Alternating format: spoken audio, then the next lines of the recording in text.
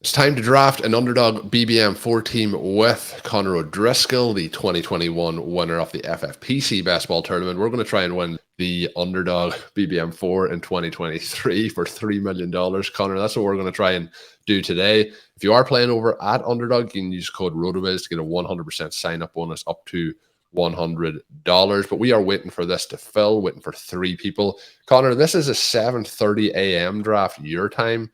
It's 12:30 here in Ireland, so we are recording this one bright and early. We didn't live stream it because we didn't know how many people would actually be awake to go on those YouTube streets for a live stream.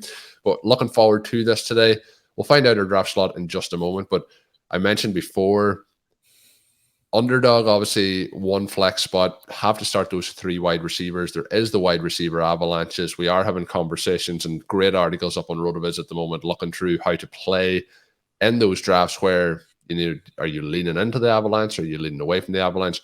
What is, I guess, I'll say here before we get our slot, what's your favorite draft slot in Underdog this year? And what are you hoping to achieve in this draft with a build?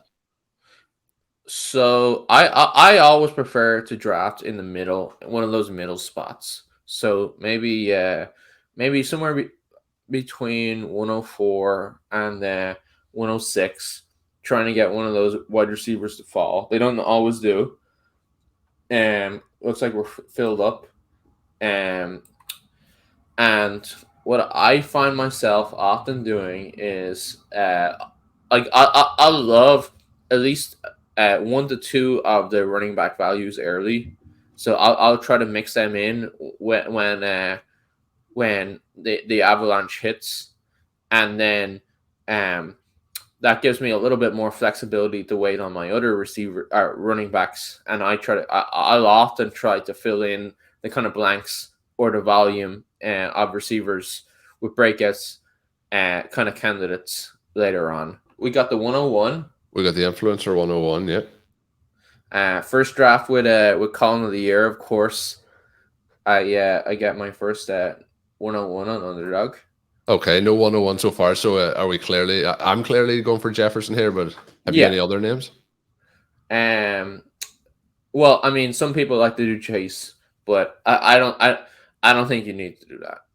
Yeah, well, this is something I talked with Sean on RotoViz Overtime this week. Is like, if you have the 101 or 102, you mentioned you haven't had the 101 yet.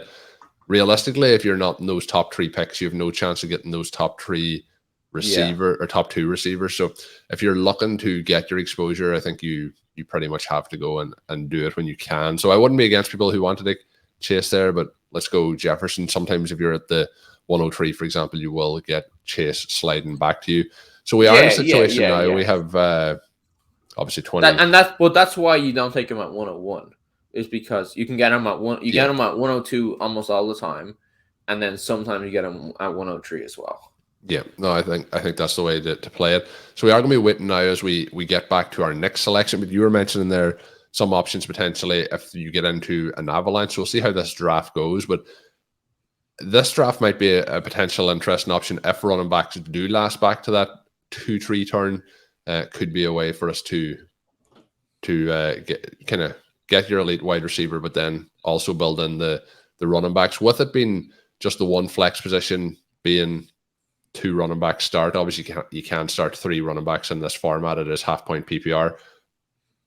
How are you trying to build with those early running backs? Are you drafting out of your team so far? Has it been hyper fragile where you're trying to get 3 running backs in those kind of opening 4 or 5 rounds? Has it been a case where you're trying to go with hero RB or zero RB? What's your preferred method? So obviously don't take early running backs every draft. When I do, I definitely prefer 1 to 2 over the 3 hyper fragile. I know we definitely could get a year where 3 early running backs is just pure optimal. Yeah. I'm a little bit concerned about putting that much draft capital in running back to the detriment of other positions. One of the kind of like things that there's many weaknesses to starting 3 RB early, but one of the big ones is that you don't really have much opportunity to select an early tight end. So you're kind of sort of just totally boxed out of early tight ends, which it makes the mathematics of your team being good very tricky. And then it also it puts stress on you to try to draft a lot of wide receivers later. And if you hit the wrong kind of room, that can be a big challenge.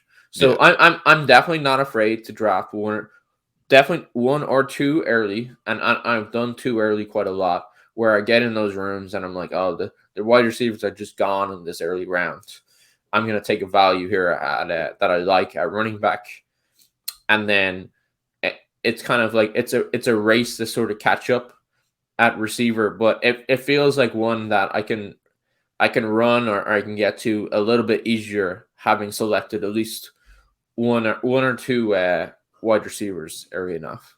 Yeah, no, I think that's all very fair. There is some drafts where you can get squeezed a little bit and the running backs are just clearly standing out as the complete no-brainer options. There's other drafts where you're thinking, trying to think a couple of rounds ahead and how it's going to play out. So I think we'll see how this draft plays out. I'm going to be intrigued to see if any of the running back options do make it back. Based on how this draft has started, we have 4 running backs in the first round. We have Travis Kelce going as well. So it's been Jefferson, Chase. It's the normal top 5 that you'd expect. McCaffrey. Then we get Kupp, Hill, Kelce, Diggs, Eckler, Robinson, Chubb, Lamb, Brown, Wilson, Devontae Adams, Jalen Waddle, Chris Olave. So those wide receivers. After that, 3 kind of pick up running backs in the first round, where you're thinking maybe this does have a running back heavy approach in this draft. It really tailors back with those 6 wide receivers going in a row to make it look like running backs probably the options here. Have you a preferred duo of running backs if they do last to us? The running backs that I really like going beyond that at ADP are Breece Hall and Stevenson. Have you anyone in that? Obviously, if Jonathan Taylor, Saquon Barkley falls down, you have an interesting dilemma there. But who is your preferred options at the back end of the first round as Taylor has gone off the board? So I'm often kind of looking for Taylor to fall to the back of that second round. And he does sometimes. And that's sort of what I'm talking about. I was like, oh, hey, I can get good values on a running back. Let's see, who have we got here? Got Saquon. I'm not really drafting Pollard at this point. Yeah. So I'll throw Saquon in the queue. Devonta Smith just goes, obviously. I find a big drop, and obviously when we get to the back end, you are looking usually at the Higgins, Devontae Smith options being there. I find there, once you go beyond that, there's a gap for me down to DK Metcalf, who's the next wide receiver. You have Calvin Ridley, Amari Cooper, Deebo Samuel, Keenan Allen, all by ADP. I have quite a gap once you get past Higgins at that particular point. And the running backs then, you mentioned Pollard, but Stevenson and Hall are the 2 clear ones for me then. So we are up. We have Higgins as an option. Barkley goes off the board. I didn't expect T. Higgins to go by the Chase drafter. Yeah. But I'm good taking Higgins here. My problem is I'm always good taking Higgins, but I think when he makes to you there, I'm pretty happy based on how the draft goes. And I think we can get a running back with him, unless you wanted to go the Mark Andrews route. But I think in this format, I'm probably going to make the pitch for Breece Hall over Stevenson. But have you a preference out of the 2 running backs there? I don't. I'm really open. Like I could do Andrews, could do Breece Hall, and I'm probably these 2 over Ramondre as well at this point. Okay, I've got quite a bit of Ramondre so far. So you're at the controls, so I'll let you. You want me to pick? You make the pick. I think we go for Breece Hall here. Okay, I'm letting you decide. It may not work, but I'm kind of thinking we'll see if Hawkinson maybe would be an option later on. Mark Andrews there at that point, he usually is in the exact same range, obviously, as Breece Hall goes 2 picks later. It's usually that second round is Hurts, Stevenson, Allen, Metcalf, Andrews, Jacobs, Hall. So we are taking Hall there, kind of 6 picks ahead of where you would normally be. But the other option for me there is Stevenson. But I have quite a bit more of Stevenson than Hall, so just trying to balance that out with Balance just out. a 1v1. Well, Hasn't I really think concerned too. me at all, but have you had any concerns with the Patriots working out running backs over the last couple of days? We've seen Fournette linked in there, but teams are going to run through these running backs, get them worked Right. out no matter what. They want to have a profile on these guys in case, even if it's a case that they need them in week 6, so not Yeah, overly concerned for I'm me. not terribly worried about Fournette working out for the Patriots, in terms of Ramondre Stevenson. Um, I am Ramondre is definitely a player I'm a bit cost conscious on, Okay. because he definitely has that kind of breakout like talent. He has the talent to break out, and he kind of had a little breakout last year. But he has the talent to potentially be a first round pick in a year. Yeah. However, I think there is a good bit of volatility there, even more than like kind of like normal running backs, where the Patriots have kind of shown this lean to want to use committees. If you look at the kind of quotes from the coaching staff about Ramondre, they're like, "Oh yeah, Ramondre, he's our workhorse. We'll probably look to spell him on third down and clear passing downs, but he's our boy." And that's kind of sums up what I'd expect for him. Definitely out the gate, where on the obvious passing downs, where the teams know they're going to pass, he comes off the field. And in that situation, when you get scenarios like that, you really need the team to want to pass the ball early. Like Joe Mixon was an example of somebody who had that role, who was the early down bell cow, but they took him out on obvious passing downs. But for Joe Mixon and his opportunity, it didn't really matter because they threw on early down so often that he still got his share of targets and routes and whatnot. Yeah. Where I don't know if that's going to be the same for the Patriots, where they have as many early passing as the Bengals. However, still do love Ramondre's talent. Do love the outcomes where he does emerge as kind of like next year he's a first round pick sort of outcomes. But I would agree with that. There's obviously careful. with a lot of running backs, there's going to be those similar questions about how the workload is divvied up among the entire roster. But in that range, I mention this a lot. One of my favorite shows every year is Sean and Ben on Stealing Bananas do their episode where they project next year's first or second rounds. And I obviously he's almost there right now, but he feels like somebody could go higher. Breece Hall is in that range. Looking through it, like Gibbs fits into that for me. There's a potential that Etienne does it, but I would have more questions around Etienne than Stevenson, for example. And then we're dropping down into Kenneth Walker. Obviously, Walker has competition with Charbonnet now, but Aaron Jones probably isn't making that leap because of age. For example, J.K. Dobbins may make that leap, but there's a lot of names in there that kind of fit in similar territory. But I still really like Stevenson there. I also mentioned the possibility of, tight end options, maybe a Hawkinson. But when we're looking here, something that Sean and myself talked about, we took Hawkinson in the draft last week, and after it, we were talking through the potential of going for those late round targets. Blair Andrews had a great article up on RotoViz this past week talking about 7 names, later names to target. Have you been going with a tight end? And I would still class Hawkinson here very much as an elite tight end. You have Kyle Pitts going in a similar zone, but what's your thoughts there on taking tight end at this point versus being able to, like, there's some tight ends basically going for free in those final 4 rounds. Some guys even going undrafted. No, still very much want an elite tight end on Underdog. So I'm very much down to grab Hawkinson here. And then I think our second pick is a bit more of a question. Really like Hawkinson here, but then you have Justin Fields could end up being Let's take Hawkinson then. I did joke on our show where we talked about tight ends, will we be able to avoid TJ Hawkinson? This is an area where it gets a little bit flatter, where it makes that a little bit more of a challenge. Something else you could have potentially done there was Moore and Fields, pair those two guys up. Right. That's a very common pairing. Yeah, I wouldn't be against Fields here and taking him kind of solo. Kenneth Walker would be an option here for me. again, you're at the controls with 15 seconds left. Have you a strong preference? If we don't go QB here, I'm really pushing QB out. And so for that reason, I would be open to fields. I haven't been drafting much fields so far, just on how drafts have played out. Let's do fields. And so just looking at our team here, you pull it up.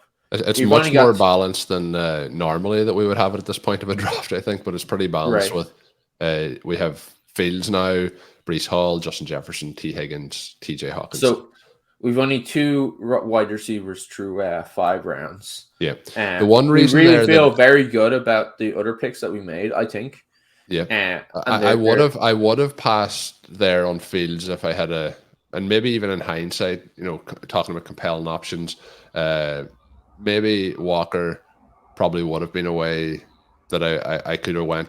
Deontay Johnson would have been another option that I could have went with a wide receiver that I would normally go with. It just feels as somebody that I haven't drafted, so to get that share felt pretty nice. But when we have Hawkinson now, when we have Jefferson, I think you get into a position where it can be very interesting to try and go ahead and get Cousins to go along with that as well a little bit later in the draft. So I would have been open to pushing quarterback, all the way that far down. But you mentioned you're trying to get one of the elite quarterbacks still. Is Fields kind of the last of that tier for you? Have you anyone else that's fitting in there? No, I think Fields is the last of that tier, where he's this kind of hybrid QB that gives him such a monster projection that he's one of the only quarterbacks where, along with Lamar, where I feel completely comfortable just having him, not really having to stack. But we have Hawkinson now. You get into a situation where it can be pretty interesting to,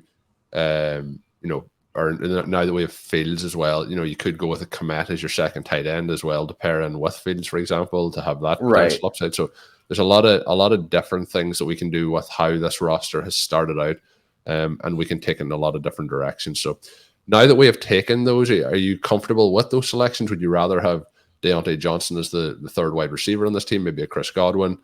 Are you happier with the security of having Fields in that lineup? I mean, that's one where you ask me again in 5 picks.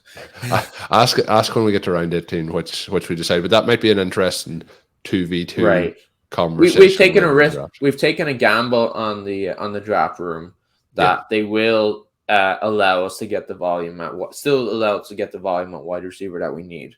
Yeah, it feels like a more balanced draft room than we would see. I don't think there's an avalanche here in this room. For example, I think we're through that point. I think it's pretty balanced, and we'll see what it gives us throughout. And I think in a room early like this morning drafts do help with that. And when it's a bit more balanced like that, obviously we did mention we are drafting this one very early. I think they're the rooms where you can try and get an elite tight end, get an anchor running back in Breece Hall, get a elite quarterback. I think you can do that in a room like this. I think if you're trying that when you're hitting a full on, Peter Overzet avalanche draft, I think you get caught out big time. So we'll see. We could still get caught out big time here, but we'll see what happens. So let's see what happens when it gets back to us. Since our last selection, though, it is DJ Moore, Brandon Ayuk, J.K. Dobbins, Aaron Jones, Christian Kirk, Deontay Johnson, Justin Herbert, Chris Godwin, Madison, Miles Sanders, Kenneth Walker, Marquise Brown. Then we get Mike Evans, George Kittle, JSN, Cam Akers. JSN was somebody I was kind of hoping may have made it back. I realistically don't think that is going to be the case. That's right around where his ADP is in drafts. Some of the players that may be available here, though, with the 6-7 turn for us would be the likes of, Jordan Addison. His ADP, we'll see. I don't expect him to get any sort of a suspension or anything, but his ADPs in this range may even slide a little bit. But, Dotson would be my prime target here, and George Pickens would fit in with that as well. Dotson does go, which is very disappointing. Any other names that really stand out for you in this range?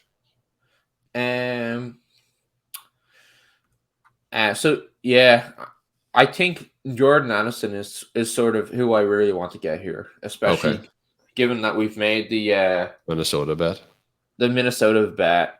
I know the 140 miles per hour, that probably isn't fully baked into ADP, but we're not going to pick again for almost 2 rounds. Yeah.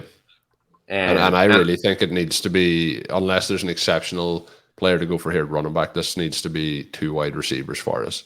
I mentioned Pickens. There's also Treylon Burks' ADP sliding a little bit.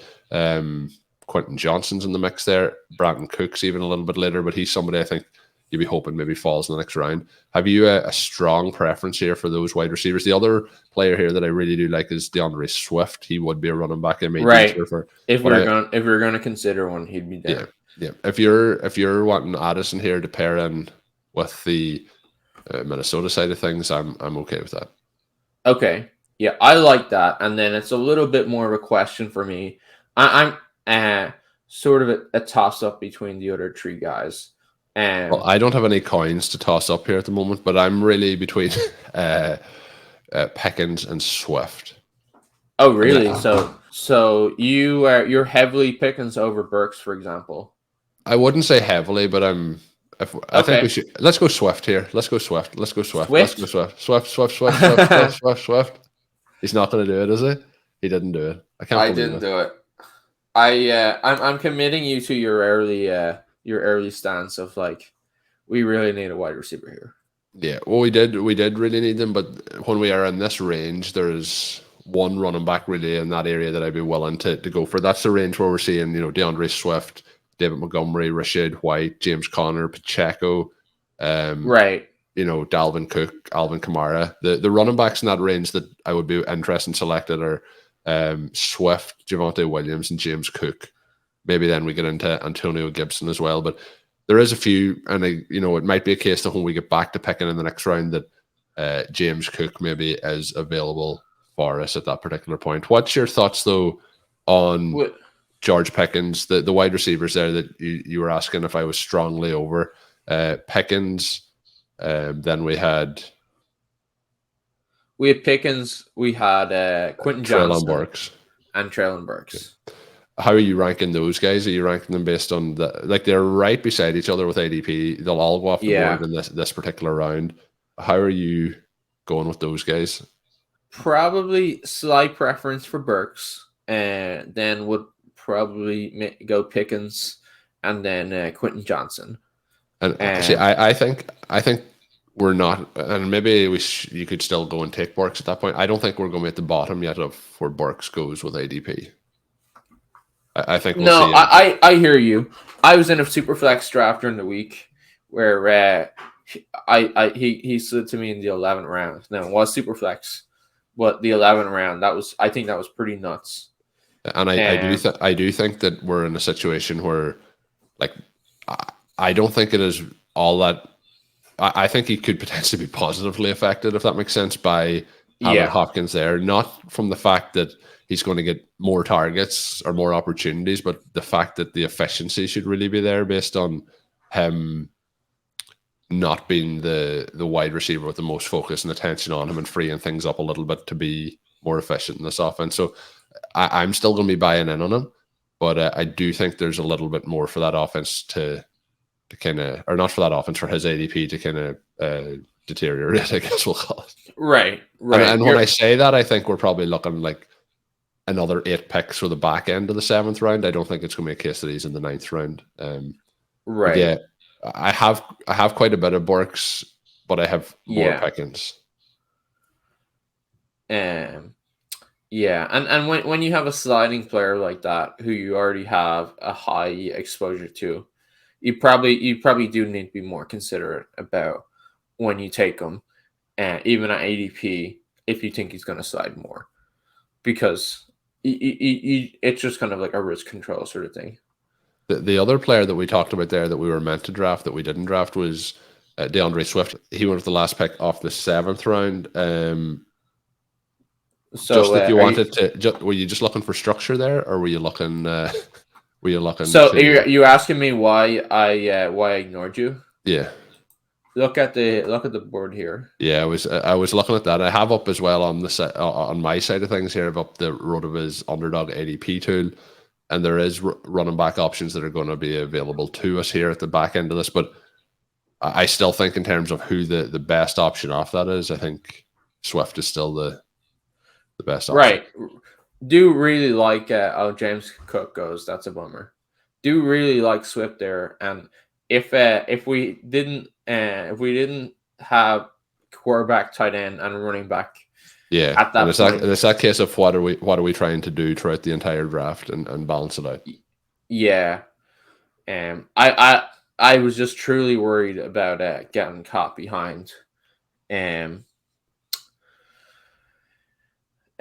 caught behind a wide receiver, a wide receiver run here in that last round. So we are going to be up here in one more picks time. Hit me with some of the options you're considering here. This is a bit of a more challenging spot. I'm willing to go down in ADP as well if you want, if you have any other preferences. So I think Antonio Gibson is interesting. Yeah, star him just in case we run out of time. Rashad Penny. Oh, we are about to run out of time. We've got Sky. No, I'm good. I'm good with Gibson here. Okay. He would have been my preference. And again, we're going to do our 2v2s. We will have another pick here, obviously. Have you a strong lean here? Show us the tight ends that are available. Evan Ingram, he's available. Don't want Evan Ingram. You don't want Evan Ingram. Okay. Show me the rest of the tight ends. I'm sure there's more available than Evan Ingram. Pat Fairmouth would be an option here for me if you want to go that way. You want to hold off? Let's hold off on tight end till later. Let's take Penny here. So we didn't get DeAndre Swift. We got Rashad Penny, who's going to double him up on snaps, routes, and carries. With a lot of these offenses, and the other one is Gibson. I'm usually trying to draft the later option off those. I do like Brian Robinson as well. The problem there is Kirk Cousins goes after that. That's so funny. Yeah. So we have TJ Hawkinson. We've got Jordan Addison. Of course, we've got Justin Fields. But JB Nella of the Red Badge Brigade decided that he wanted Kirk Cousins at 902. Yeah. Doesn't make a whole lot of sense. No, he usually goes in the mid-10th. I was quite confident he would make it back to us, but that can be the case that he doesn't, and that's that wiped out from that aspect of things. And that can be the challenging part with building up those stacks. So it might be a case now, and it might get very tricky for us, but in week 17, we have the Packers playing the Vikings. We might have to look at some potential Packers options to pair up with that game. So maybe that's the way that we pivot to here, looking at some of these future picks. I know Pat Kerrane had an article up a couple of weeks now, where it's like if somebody takes your QB, then you shouldn't be mad because you still actually do have a stock. We're still got a pretty big bet on the Vikings. Very big. Yep, very big. We have a nice set of correlation there where if they have a big year, our team is going to be good. And then the other part that would make me less disappointed is we have invested in a quarterback, Justin Fields. So the combination of Justin Fields and their Viking skill position players could actually be a really nice combination where we've got the rushing quarterback and then we have the drafted player stacks. Like that, and that's been a successful strategy in DFS, where when people have the expensive kind of running quarterback, and then they build out a pass catching stack of like just the pass catchers without the QB, and it has worked very well at times. Yeah, so let's see if it works very well. If it works very well for us, we'll see how that plays out. But let's line up. Let's star some Packers there and put them in the lineup for potential picks. So I would have considered Romeo Dubs at the last pick. I just didn't want to reach too hard. That was also because we didn't expect Kirk Cousins to get drafted. But Dobbs would be a perfect match to go in this if he did make it back to us. We are 9 picks away. His ADP usually in the 120s. Going to be right around where we pick. So he would be a preference here for me. If that does become an option. Preference. But yeah, we'll see if the room allows us to have him. Yeah, we'll see. it'll be funny if the drafter who's after taking Cousins takes him away from us as well. We'll see what happens.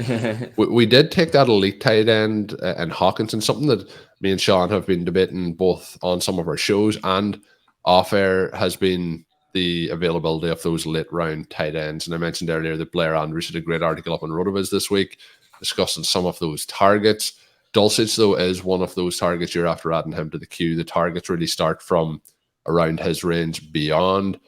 He really would be another option here for us at tight end. So I think at this next pick, we're going to have quite a few options to go through. I know you have Anthony Richardson in the queue. I might get your thoughts on him after. Is he somebody you're considering picking up here? Is he somebody that sort of, yeah, just because he does have that upside, and I could be persuaded off him, but he is a big ADP value here, and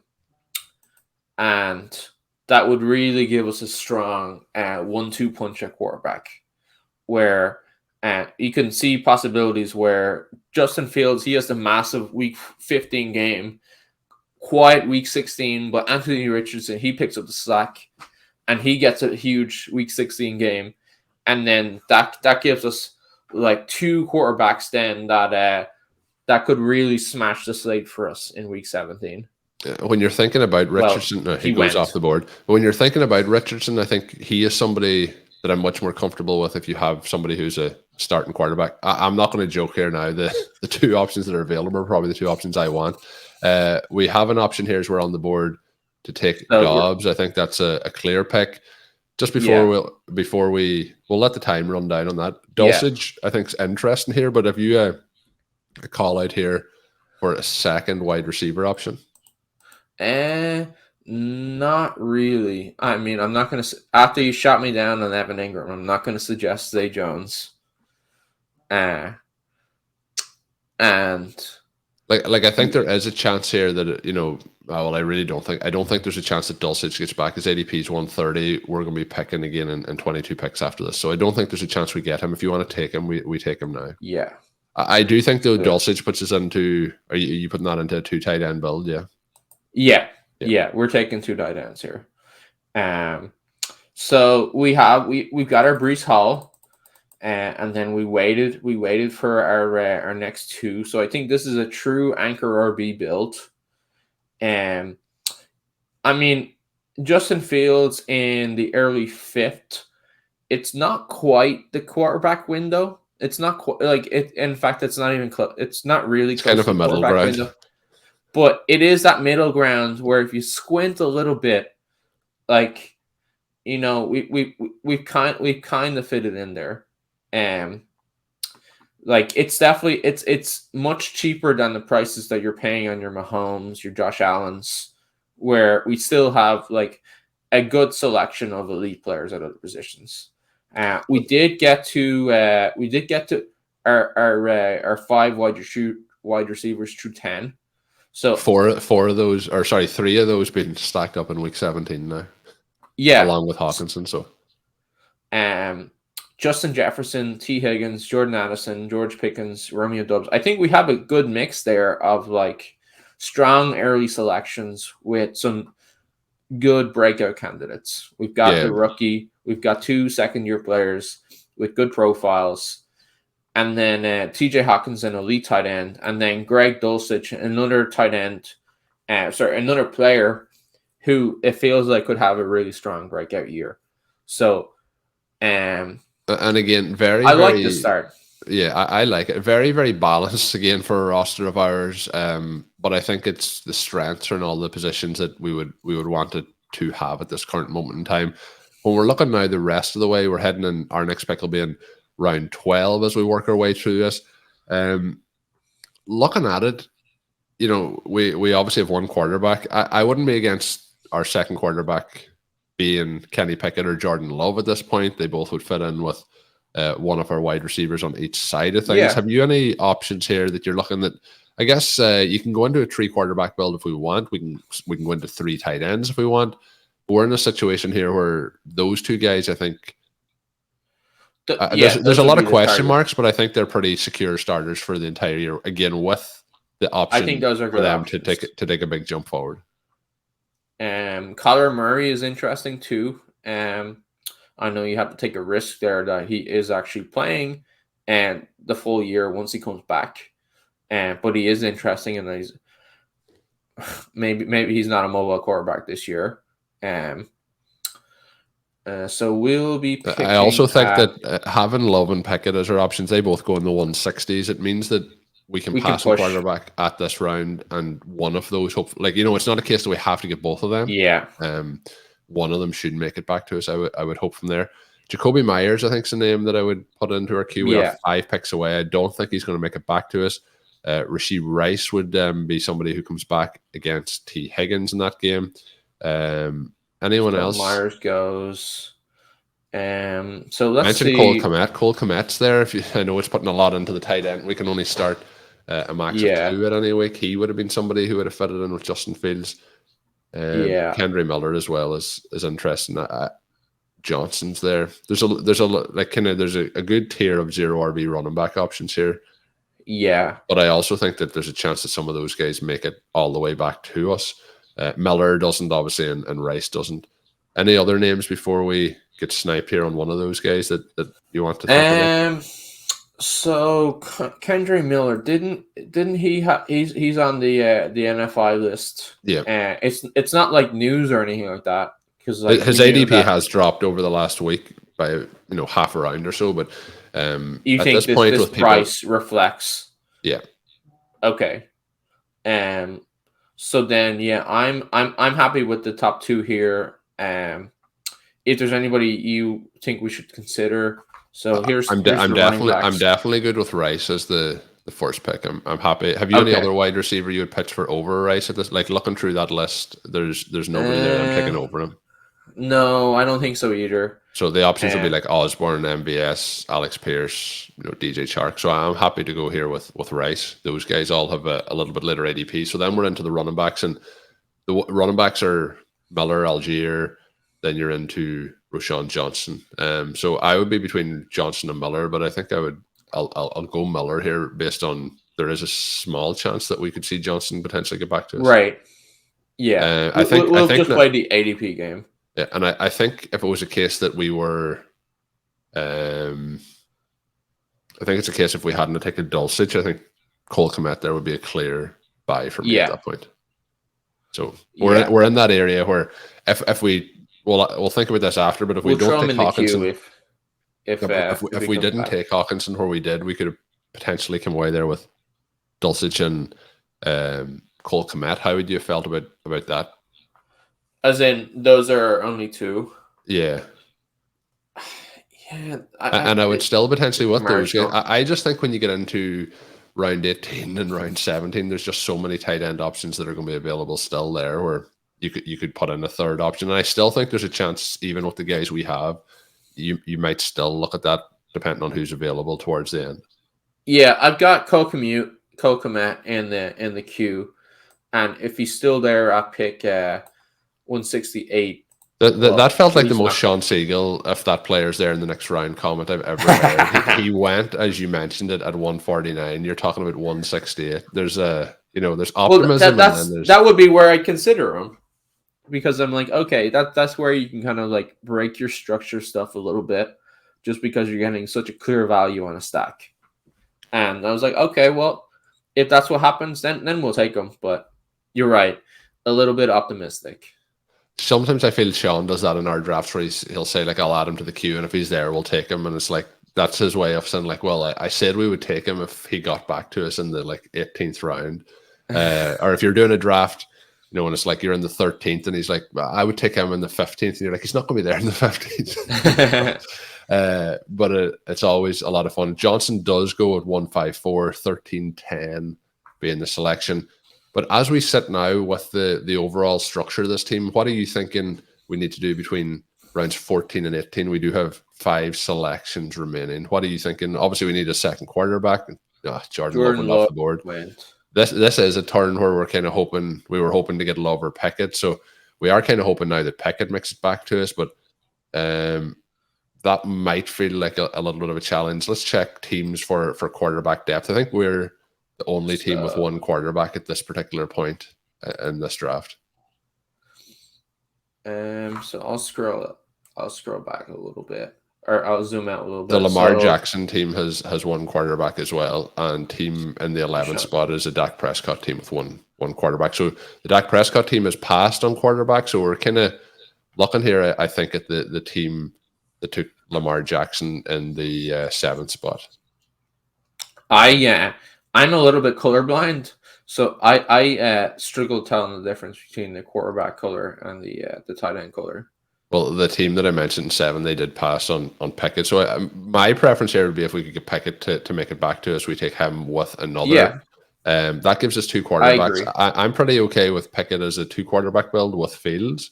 How do you feel about that? Comfortable? That seems strong to me. Yeah, and it's a case now. Obviously, there's 4 picks to go before it gets back to us. But when I'm looking at building out this roster, I would be setting it up as a 2 quarterback, 2 tight end build, but there is the ability, if certain players make it, let's say a Howell makes it to a certain point and it's a flat zone. I thought you said Pickett just went. Obviously, I feel better that it was Mims. But yeah, I would be with taking Reed potentially as an option here. I would be open to taking Singletary as another running back option here.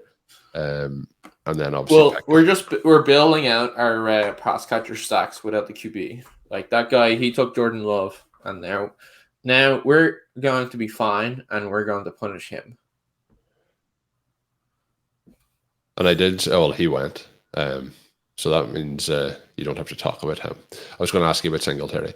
Mostert goes in this one. Curtis Samuel is a wide receiver I'd be interested in here potentially over Jaden Reed. But so for me, Pickett makes the most sense here as the second quarterback. Yeah, he's the clear selection here. And then we have a choice between Curtis Samuel and Jaden Reed. Any other options? Scroll down a little bit to see. You obviously have the advantage. You're at the controls.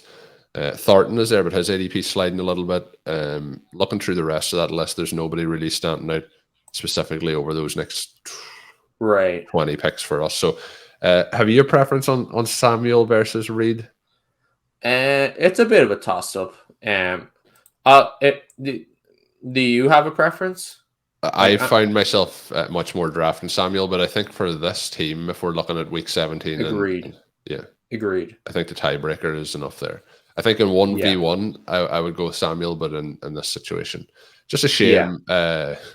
It's a shame that we didn't get Love or Cousins, but who knows? Maybe by the time we get to that point, it's a backup quarterback that's in. Maybe Trey Lance is after being traded over to the Vikings by that point due to an injury to Kirk Cousins. Hopefully Cousins doesn't get injured, but something crazy might happen. Maybe that is the correlation that you do need. So now we are into a situation where there is 3 picks left, 16, 17, 18. Colm, it could be the case that Kirk Cousins misses one of the games in the playoffs. Let's say Kirk Cousins has another fantastic year, great year, and then he misses week 16, which is what happened to Jalen Hurts. Tell me about it. In the playoffs. In last year's final. And Jalen Hurts missed the entire stretch. My 2 finals teams both had a lot of Eagles players, but neither of them had Jalen Hurts. And one of them was I had Devonta Smith and AJ Brown, no Jalen Hurts, and that sounds like a bad stack. People would have called it a bad stack at the start of the season, given that I don't have the quarterback. But you can stack up the receivers. The passing game is really good. You get that benefit, and there's definitely still paths to that being really strong without the quarterback. For example, if the quarterback misses one of the playoff weeks, your players still have good games, and then you get to week 17, and there's that quarterback doesn't make it. Yeah, in strong numbers anyway. Yeah, that's a very fair way to look at it. That myself and Sean had a Superflex team last year that got to the FFPC Superflex final, but it was a Jalen Hurts team, and it did scrape its way through the first week, but it didn't make it through the second week, obviously in the final. So that is another potential way to look at it. We did get a team there. I was going to make say to add Chuba Hubbard to the queue. I think he's one of my favorite running back targets in this range, but I did think he would potentially get it back to us here at the end of the 16th. He goes at the 15-12. Sam Howell goes at the 16-1. That is also to the love drafter. So any names here as we start to, I think we can start to fill out the queue now for all three of these picks. We'll obviously have Mr. Irrelevant at the back end of the draft, but Samuel is still there. See the Miami Dolphins running backs. How are you playing that? Obviously their ADP's about 10 picks apart. That's Wilson and Mostert, but they're both well past where we'll be selecting. So whichever one makes it to us, I'll be in favor of taking. Mostert just goes. Yeah, I would love. We're 7 picks away, and I don't think it'll happen. Samuel would be my dream pick here. I don't really think we can knock off cornerbacks. I think at this point, so we're looking at. I'll knock off tight end as well. Yeah, and I think if we're looking through, hit me with some of your options here. You on Ty Chandler, Chase Brown, maybe. So Samuel just went, and Ty Chandler, I would really like. Yeah, and not interested in Hunter Renfrow. I have so much Chase Brown this year. Happy to grab some more. I think Samir White's interesting with, just Josh Jacobs and if you're looking at big gap ADP running backs and the potential upside there. Agreed. This is an area, it feels like when you're in the 16-17 range that there's a lot of options at running back. Wendell Robinson, I think you were going to star him. He's somebody I would star in. Yeah. Terrence Marshall's a potential option if he's still there when we get to maybe even that last pick. Chase Claypool, he would fit in with Fields. Haven't drafted Chase Claypool at all, but I mentioned earlier I haven't drafted Justin Fields very much, if at all. So can do both of them together here. We are at a 2 quarterback, 4 running back, 7 wide receiver, 2 tight end build. I'm comfortable here with 2 quarterbacks, 2 tight ends. So we have 3 selections left. Are you looking at a 6-8 build? 2 more running backs and 1 more. I think so. Jeff Wilson, I think is a clear pick here. And just for fun, click on tight end. Just let me see what we're passing on here. Yeah. So like Trey McBride is somebody I like. Like you're getting all these guys like Noah Fant, Michael Mayer. There's a huge amount of late round options. McBride did go, so 1 pick before us. So I'm glad. I'll throw Myers in the queue. Yeah. Wilson, I think Wilson's the first pick. Clear pick here. And then to be honest, pick. I think this is double running back, I think, here, and then see what comes. Unless you have a strong option for your wide receiver. Let's throw Dwayne McBride in here as well. So do you have any clear preferences over these 3 guys? I'm more white or brown, but I'm okay. Not just because they're different colors, but white I think just is somebody who I've been wanting to draft a little bit more of and haven't, and I think there's huge tournament upside. I think with Brown there is still, I think there's multiple ways that backfield could be split even if Mixon wasn't available. Right. So yeah, I am surprised how low the ADP still is of both of the Cincinnati backup running backs, though. Versus where Mixon goes. Right. Especially when obviously Mixon restructured, but the contract he has now doesn't mean that he has to be, playing every week as the season goes on. Doesn't have to get all the touches. So maybe those guys will creep up. Maybe it's because there's 2 of them that go. We're seeing a lot of these backfields at the moment. I'll take these out. Even Minnesota, you get 2 of these guys right beside each other. The same for Cincinnati. Kind of the same as we've seen there for Miami. There's a lot of backfields. I think what we'll see, if you're happy enough to take your chances now to draft them, we're going to see some of those guys become undrafted and the other guy end up maybe in the 14th round, if that makes sense.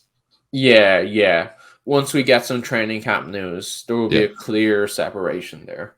And I don't know how much we'll see at the top end of draft boards ultimately changing over the next next 6-8 weeks. I do think, though, from the last round through round 12, we could see a lot of shuffling because there's a lot of players that are there based on what we expect the depth chart to be now, and that depth chart's going to change. Obviously, and that'll shuffle those ADPs. There'll be some undrafted. Like if we start to get very positive reports about Michael Mayer or really any of the rookies or second-year tight ends, like those guys should be going a good bit earlier, I think, than they are already.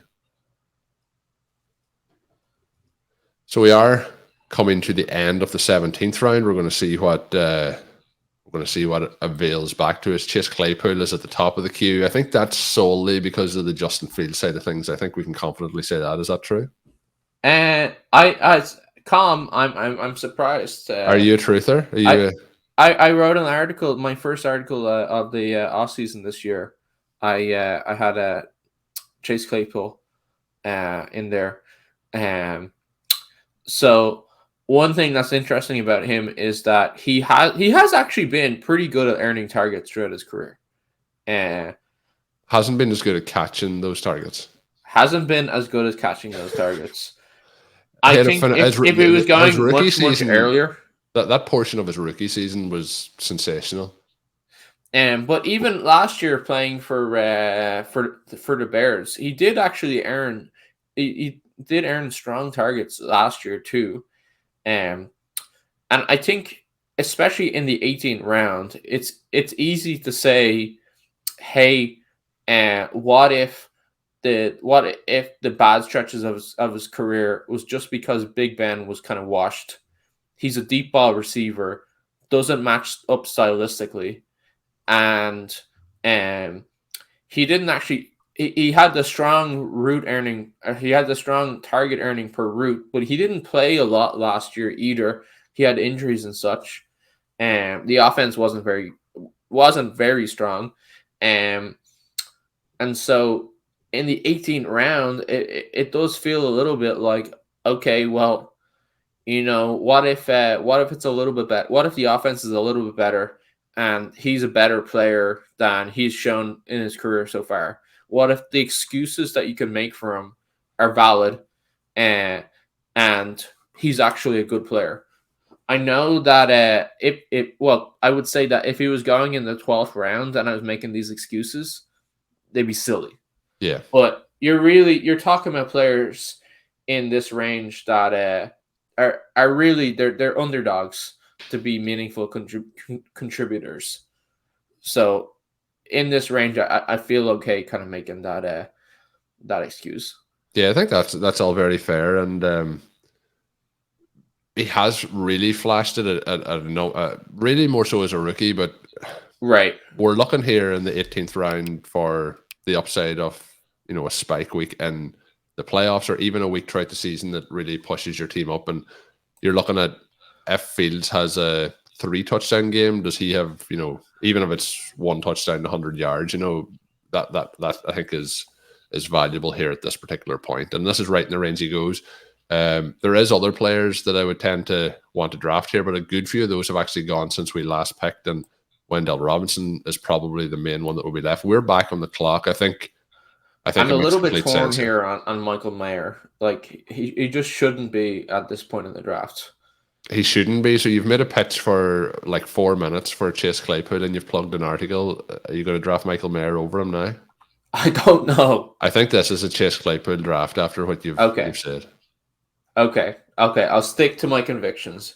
It feels really bad letting Michael Mayer go undrafted. But yeah, it seems crazy that is the case, and I think when we get 5 weeks down the line, there is no chance of that happening. I think we'll start to get more positive reports.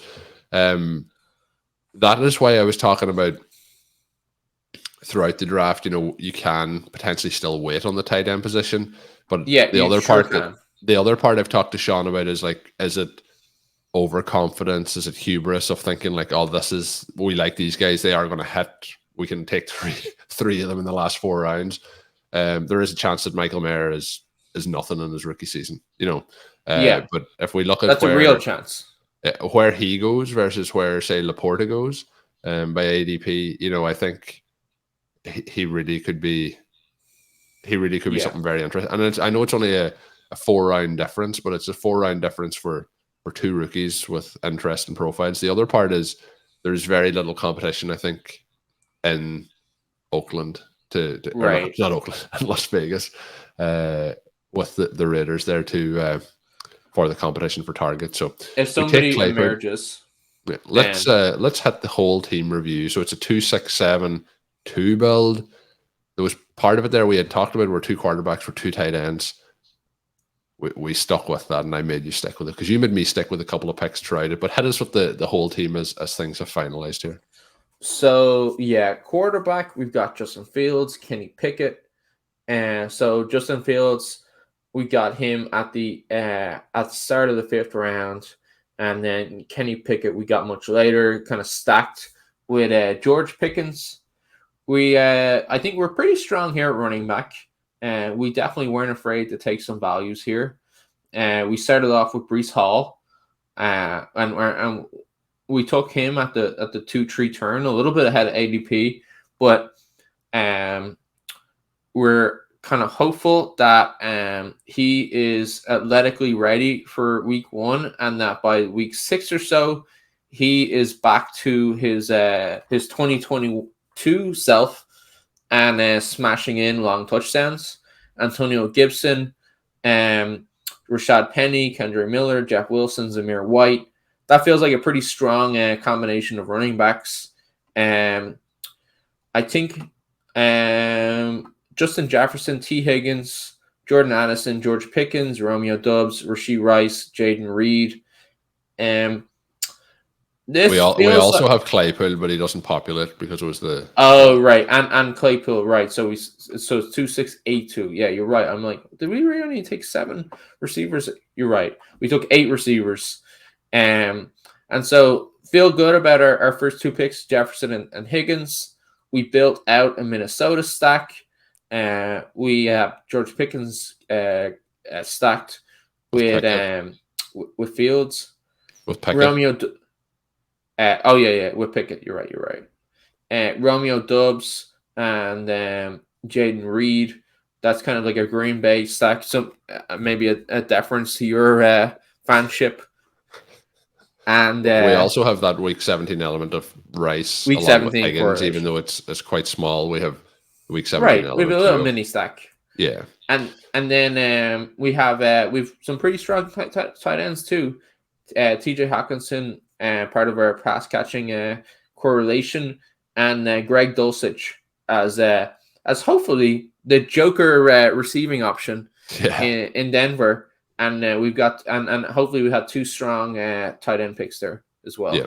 No, I think this has been a really fun draft, and we did some things maybe different than I have done recently, but I think it's a very balanced team with a lot of strength as well as we move through. I think the key in these rosters, particularly at running back and even wide receiver, is if you can get it to be a 2 quarterback, 2 tight end build, gives you those extra basically 2 picks to add to those positions. And I think you can see here with the depth this team has ended up with that as part of it. So happy enough overall with how we've done here. Yeah, you keep saying balance as if like it's a mixed compliment. But usually, when I say balanced, it means we have too many running backs at that point of the draft. But no, I think here when I say balanced, it's at the end of the draft. I think we have a good strength. I think if we show this team on social media, when I say balanced, I think it won't be an outrageous take that your running backs are terrible. Right. I think we're strong in every position. I know we're not taking any outrageous risks to a position, but I think that's sort of how the draft fell as well. Yeah, and we did talk about the differences. I think there's a difference to this draft versus some of the afternoon or evening drafts that you'll see on Underdog. So hopefully people enjoyed listening and watching along for that. If you are watching this over on YouTube, let us know in the comments what you think. What's the best pick? What's the worst pick? Rate the team out of 10. Give it more than a 2. And we'll be very happy with that. But this was an Underdog Fantasy Draft in the Best Ball Mania 4 contest. I'm joined, obviously, by Conor O'Driscoll. You can follow him on Twitter at DricoOut. That link will be in today's show notes. Also, you can check his workout at RotoViz.com. My name is Colm Kelly. You can follow me at Overtime Ireland on Twitter. And until we are back with another show, have a good one.